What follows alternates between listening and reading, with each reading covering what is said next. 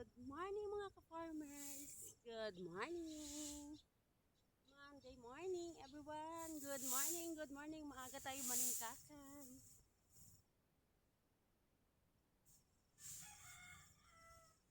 Yan, naghahakot ako ng dayami ng palay para imulching sa aking mga tanim na eggplant. Ituloy ko kasi medyo malaki na sila. Kailangan ko ng imulching para hindi sila matabunan sa damo. Gawa ng sige ang ambot-ambot sa amin, ang bilis tumubo yung mga damo. Kaya gagawa si Farmer Ma'am ng paraan para hindi sila matabunan ng damo. Wala na ako yung pambiling plastic mulching, kaya ito na lang, gagawa na ako ng discarding malapit.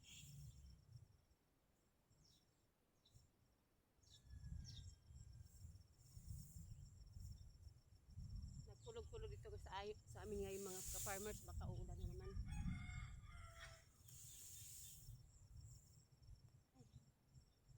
Ay, exercise na din. Alam nyo na, ang hirap na maging isang ordinaryong magsasaka. Dahil gusto mo man na bibili ng mga materialis na para sa iyong garden, pero wala. Kailangan di-discarte tayo para medyo makaano tayo sa oras tipid.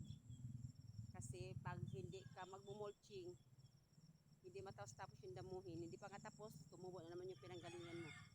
Kaya kailangan mulchingan ko at least yung damuhan ko na lang, yung patuwi na lang ng aking garden. Pero yung mga puno ng talong, yung mga tanim na gulay, okay, baranda mo dahil sa mulching. Kaya ito ang ginagawa ko. Simple na paraan pero epektibo. Alam nyo ba yun? Napakasarap na ganyan ng mulching. Hello guys, hello mga ka-farmers. Hindi dapat susuko, alam niyo naman, tuloy ang laban.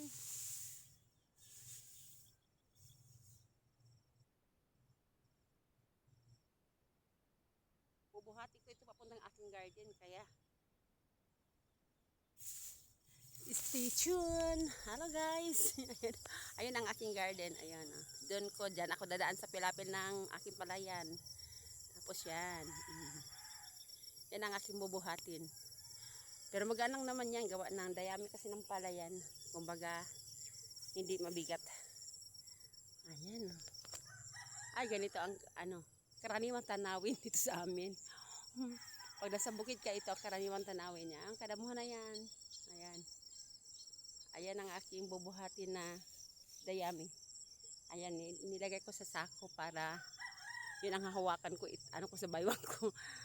Sayang nga hindi niyo ako mapanood ko paano ako maglagay ng gawa ng wala akong tagawak ng cellphone. Iiwan ko na yung cellphone ko dito sa dayamihan. Ayun. Good morning. Ang ganda ng umaga ng Monday. Monday morning everyone. Ayan. Ayan oh. Sa ngayon ito lang i-update ko ngayon yung aking backyard garden na wala pang, hindi pa naman gaanong nag-aani.